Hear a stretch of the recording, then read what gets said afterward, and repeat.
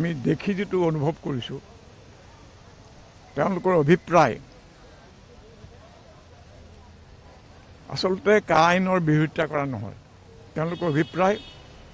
তাৰ পৰা ৰাজনৈতিক মুনাফা আদায় কৰা যেনেকৈ 6 নম্বৰ দফালে হুলস্থুল কৰি থাকে এই কা আইনখন গৃহীত হোৱাৰ পিছতো তেওঁলোকে অনবৰ চিঞৰ বাখৰ কৰি থাকিব আৰু বাতিল কৰিবলৈ তেওঁলোকে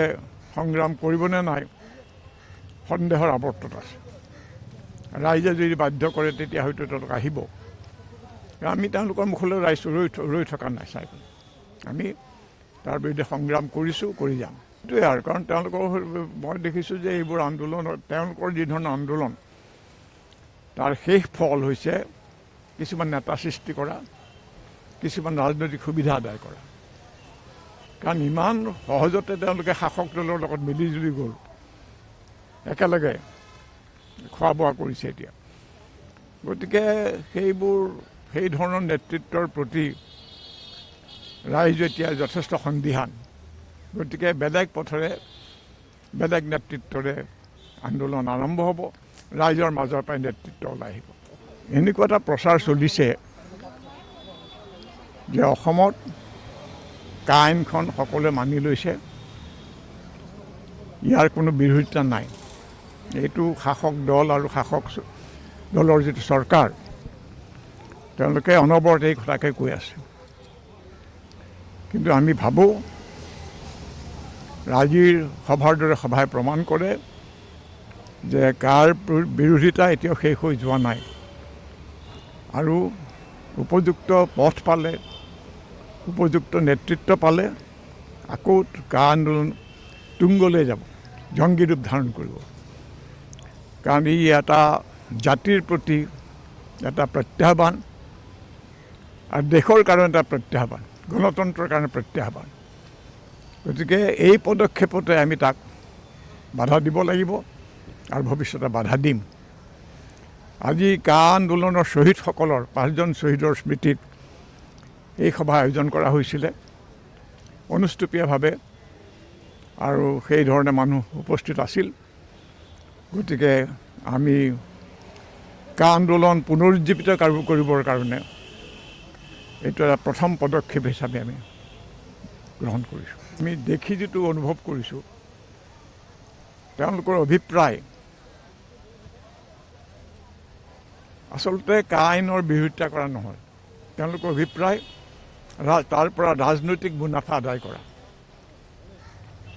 যেনেকৈ 6 নম্বৰ দফালে হুলস্থুল কৰি থাকে এই কা আইনখন গৃহীত হোৱাৰ পিছতো তেওঁলোকে অনবৰ চিঞৰ বাখৰ কৰি থাকিব আৰু বাতিল কৰিবলৈ তেওঁলোকে সংগ্ৰাম কৰিবনে নাই সন্দেহৰ আৱৰ্তত আছে ৰাইজে যদি বাধ্য কৰে তেতিয়া হয়তো তেওঁলোক আহিব আমি তেওঁলোকৰ মুখলৈ ৰৈ থকা নাই চাই আমি তাৰ বিৰুদ্ধে সংগ্ৰাম কৰিছোঁ কৰি যাম এইটোৱে আৰু কাৰণ তেওঁলোকৰ মই দেখিছোঁ যে এইবোৰ আন্দোলনৰ তেওঁলোকৰ যি ধৰণৰ আন্দোলন তাৰ শেষ ফল হৈছে কিছুমান নেতা সৃষ্টি কৰা কিছুমান ৰাজনৈতিক সুবিধা আদায় কৰা কাৰণ ইমান সহজতে তেওঁলোকে শাসক দলৰ লগত মিলিজুলি গ'ল